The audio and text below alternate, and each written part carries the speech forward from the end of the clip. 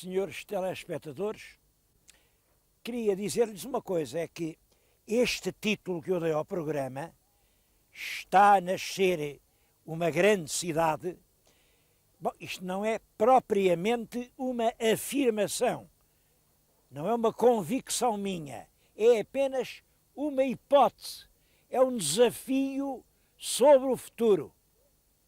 É possível que esteja a nascer uma grande cidade. Se repararem, como veem, atrás de mim está uma bela cidade, aqui nas abas de uma grande montanha, acho que todos a conhecem, é a nossa querida Covilhã, a cidade da Serra da Estrela. Bom, mas se olharem ao longe, ali no coruto do monte, vê-se mal entre a neblina, mas rebrilha o casario de outra cidade que está a progredir rapidamente, está a lançar os seus tentáculos, está-se a aproximar muito depressa da Covilhã. É Belmonte, que está cada vez mais perto. E se olharem para ali, lá ao longe, veem uma outra cidade, essa ainda corre mais. Olha, eu conheço bem, é o Fundão, conheço-a bem. De há 50 anos para cá, ela já avançou no sentido da Covilhã, eu sei lá, perto de 10 quilómetros, até ali abaixo ao cruzamento, já é tudo prolongamento do Fundão. A antiga Estrada Nacional é agora uma grande avenida. E eu posso lhes garantir uma coisa. Se Belmonte e o Fundão e a Covilhã, se as três continuam a crescer a este ritmo, dentro de 20 anos fazem uma enorme mancha urbana. Bom, eu não acredito que façam uma cidade só, por uma razão. Esta gente da Covilhã é muito ciosa do seu bairrismo. Covilhã é Covilhã. E o mesmo lá dos meus amigos do Fundão. Fundão é Fundão. E não conheço bem Belmonte, mas se calhar é a mesma coisa. Belmonte é Belmonte. Portanto, a divisão bairrista com certeza que acontece. Mas se o crescimento continua, vamos ter aqui, no interior do país, finalmente, porque já era tempo que isso acontecesse, uma grande cidade portuguesa. Aquela que será, provavelmente, a terceira cidade portuguesa. Depois de Lisboa e Porto, aqui, nas faldas da montanha, diante da velha raia de Espanha, está a nascer uma grande cidade.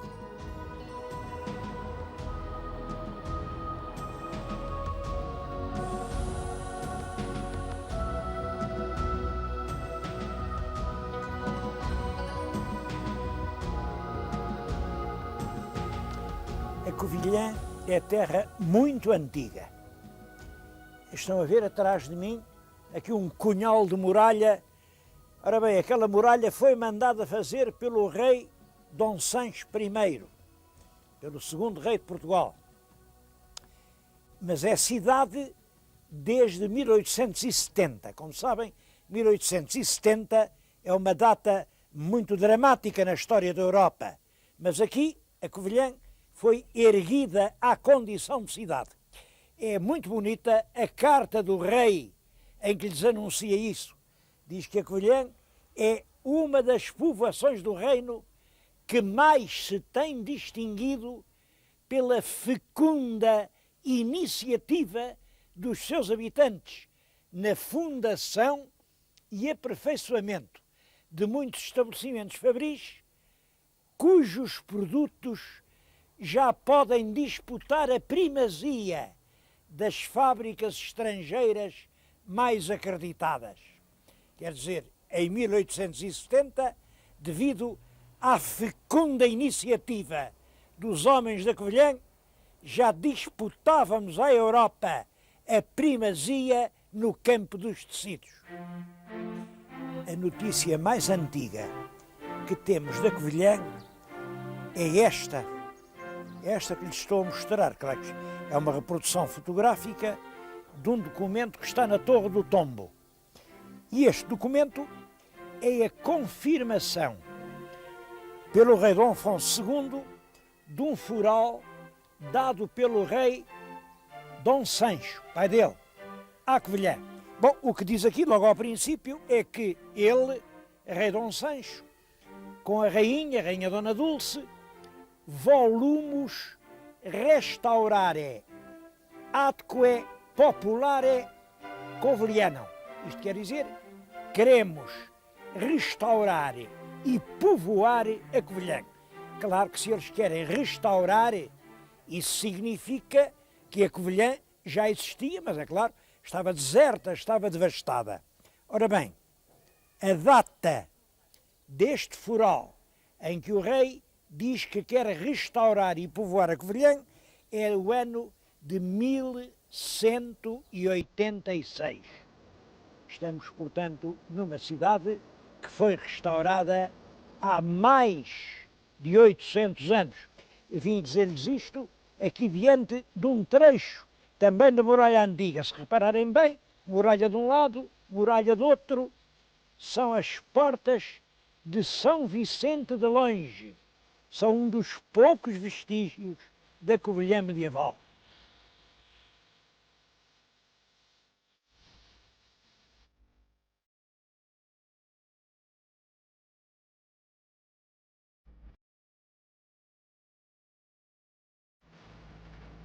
Vou-vos dizer que 1186 era ainda um tempo de grande violência. Os mouros ainda faziam por aqui grandes devastações. E não eram só os mouros. Eram homens contra homens. Eram bandos selvagens. Caçavam homens como quem caçava lobos. Aqui não havia segurança para ninguém. É isso que explica que o rei Dom Sancho, para pôr aqui uma pequena população, tenha feito umas muralhas. Quem aqui estava dentro podia dormir descansado. Bom, dormir, mas o que é que eles comiam?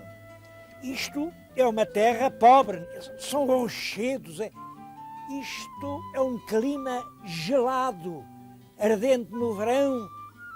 Esta pobre gente que é que vivia? Bom, nós pensamos no século XII, no século XIII, é um povo de pequenos lavradores, esses pedaços de terra aí entre os penedos, eles agricultavam, lá colhiam o seu centeio, algum pouco de trigo, mas era sobretudo os rebanhos. Em toda a Serra da Estrela havia grandes rebanhos de ovelhas. Os rebanhos davam carne, davam leite e davam lã. Desde há muito tempo, a história da Covilhã está ligada ao lã e ao lanifício. Bom, claro que não há relação nenhuma entre a palavra lã e Covilhã. Aliás, ninguém sabe de onde vem a palavra Covilhã. Mas queria-lhes contar uma lenda que me parece perfeitamente disparatada e que, apesar disso, conseguiu, ao longo dos séculos, convencer muita gente. Bem, é uma lenda sem pés nem cabeça. É isto. Diz que no tempo dos visigodos havia aí um conde, o conde Julião, que tinha uma filha muito linda. Chamava-se Florinda, mas ela era uma lindeza. Tão bonita, que o rei dos visigodos, que era o rei Rodrigo, apaixonou-se pela moça e catrapuz, claro, já se sabia como era. Resultado, a moça, a filha do conde Julião, ficou uma má mulher, uma mulher de mau porte. Ora, agora começa a lenda, dizem que a essas raparigas de má vida se chamava nessa altura cava. Não sei se isto tem alguma verdade. Cava, disparate, mas enfim, cava. E como era filha do conde Julião, era a Juliana. Ficou, portanto, a cava Juliana. E como ela era daqui, chamaram à terra cava Juliana, que deu Covilhã. Não tem pés nem cabeça. Não é foneticamente possível. Não tem um mínimo de verdade histórica. como diabo é que uma lenda destas nasceu? E ainda hoje, olha, há aqui na cidade uma sociedade, aliás, ilustre e muito benemérita, que se chama Sociedade Cava Juliana. Há uma certa relação entre a verdade e este acontecimento, mas há uma relação muito... É isto. É certo que houve um conde Julião. É certo que foi o conde Julião quem pactuou com os mouros do norte da África a invasão da península para salvar os judeus que estavam a ser ameaçados pelos reis visigodos. Há realmente uma conjura judaica que traz os mouros à península. E como na Covilhã houve sempre um fortíssimo elemento judaico na população, eu não vou dizer que esteja convencido, mas é uma hipótese que a lenda da cava juliana, quer dizer, a lenda da má filha do conde Julião, tenha a ver com uma tentativa de, enfim, de desacreditar, de dizer mal, de desprestigiar a presença dos judeus na Covilhã. É uma hipótese, cada um pense como quiser, porque eu também não ponho as mãos no lume porque haja nisto assim grande verdade.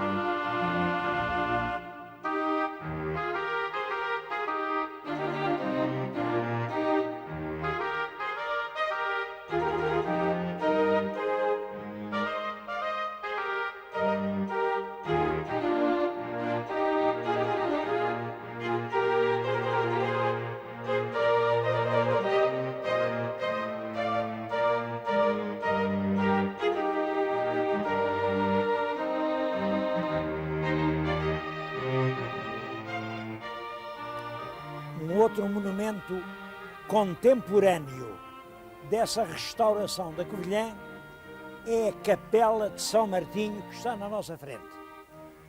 Isto que veem deve ter sido construído, é claro, não tenho a certeza, mas é fortemente provável, por El Rei Dom Sancho I. Como veem, é puramente românico, tem no tímpano o emblema dos templários. É claro, os templários eram os homens de guerra que ajudavam a defender isto dos mouros que andavam perto, e é um monumento que é realmente contemporâneo da fundação da Covilhã moderna. Era uma terra de gente do povo, isto não tinha fidalgos, fidalgo não queria vir para aqui, eram, enfim, agricultores, camponeses, procuravam um lar, uma terra para desbravar, vinham para aqui, e é por isso que a Covilhã não tem palácios. Isto é uma terra sem monumentos. Os dois palácios da Covilhã, isto é impressionante, não há mais nenhuma terra em Portugal onde isto aconteça. Os dois palácios da Covilhã são os palácios que o povo fez construir com o seu próprio suor. Era o Palácio da Câmara, deitaram-no abaixo, agora fizeram aquele que lá está, mas no mesmo sítio, e era o Palácio dos Ministros. Ministros não eram lá os ministros de Lisboa, não julguem. Nessa altura os ministros não vinham aqui fazer nada. Os ministros eram os grandes, eram os juízes do povo, eram os funcionários locais, talvez os que vinham tomar conta, enfim, nos lanifícios, mas ministros queria dizer estar ao serviço do povo. E os servidores tinham que ter uma casa porque aqui não havia hotéis, não havia nada, estalagem, não havia nada disso. Uma casa para os servidores se instalarem era aquela. Essa que estão a ver, a Câmara está com toda a razão a restaurá-la, É a única casa com um grande brasão antigo na Covilhã, mas sabem o que diz o brasão? O brasão diz Covilhã e Portugal. Eu penso que é único em Portugal um monumento assim. As armas juntas da vila e da pátria. É por isso, devo dizer que o rei, no ano 1319, reparem, 1319, já estamos no século XIV. No século XIV, já esta igreja era velha, o rei Dom Dinis confirmou todos os privilégios da Vila da Covilhã, mas estabeleceu, bom, privilégios sim, claro, vocês não pagam nada a ninguém, mas quando eu por lá passar, têm que me dar cama, pão, vinho e as outras coisas, não sei bem quais eram as outras coisas, enfim, cama para dormir, vinho para beber, pão para comer, as outras coisas.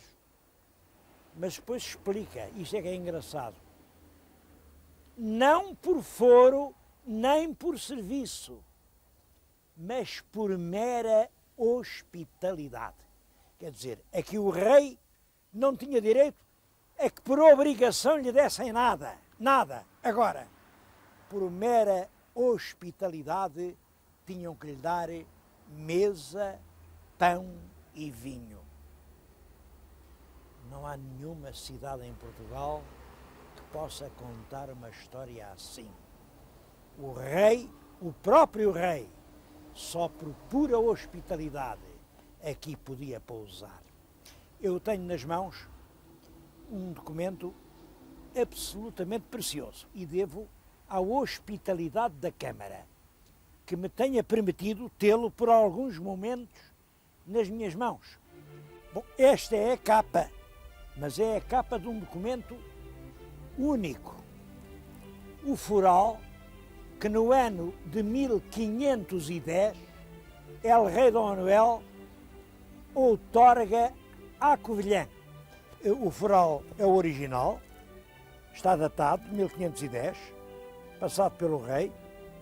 Bom, e é um documento absolutamente precioso.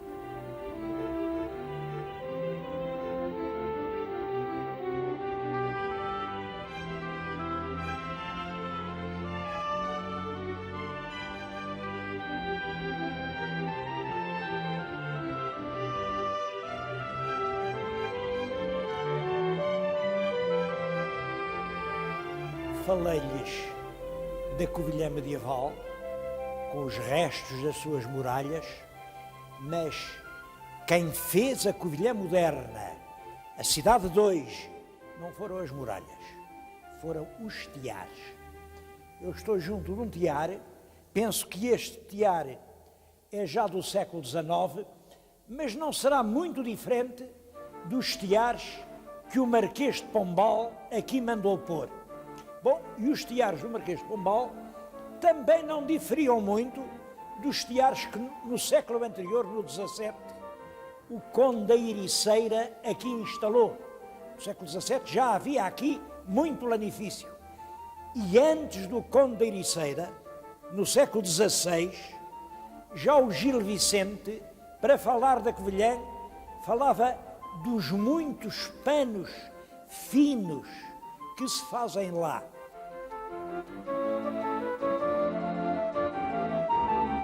Eu penso que quem começou a fazer panos na Covilhã foram realmente mercadores judeus, e no século anterior, no século XV, o rei Dom João I, há uma lei dele, a mandar os judeus entaipar as janelas que davam para os adros das igrejas, entaipá-las de maneira a ficar só em cima um bocadinho para entrar o ar, porque dizia ele que os judeus deitavam muitas imundícies para os adros das igrejas. Bom, a verdade é esta, é que no tempo do Pombal faz-se aqui a Real Fábrica de Panos, que fardava todo o nosso exército, por isso mesmo aqui as cores fundamentais eram o azul e o vermelho, as cores das fardas. No século XIX continua a produção de panos, ela decaiu um bocado com a independência do Brasil, mas depois da Revolução Liberal sobretudo depois da Revolução de Setembro, vem em força os panos da Covilhã. No nosso século toda a gente sabe que aqui há 10 anos falava-se muito na crise, a crise dos lanifícios, as fábricas acabaram, isso acabou porque escavacaram tudo. Não é verdade. A Covilhã produz hoje mais quantidade de lanifícios do que nunca na sua história. Olhem, o ano passado, os lanifícios aqui produzidos foram no valor de 45 milhões de contos. 45 milhões de contos. E isto é notável. Para mim isto é notável. Porque, na verdade, toda a gente pensava, é uma indústria que acabou, não há volta a dar-lhe, as fábricas estão destroçadas, os empregados não querem trabalhar, os empresários só gostam de comprar os automóveis e... pessimismo completo. Pois bem, 10 anos depois, a indústria dos lanifícios da Covilhã está num dos pontos mais altos da sua história. Como é que esse milagre foi possível? O milagre da ressurreição dos lanifícios na Covilhã. Bom, há várias explicações, cada um diz a sua coisa, foi a CE, foram os subsídios, foi este ou aquele homem que era muito ativo, era muito inteligente, foi a universidade, eu estou-lhes aliás a falar, no Museu dos Lanifícios, que depende da Universidade da Beira Interior, da UBI. A Universidade da Beira Interior tem realmente conseguido transformar a Covilhã. E eu não queria acabar o programa sem uma grande palavra de saudação à Universidade da Beira Interior.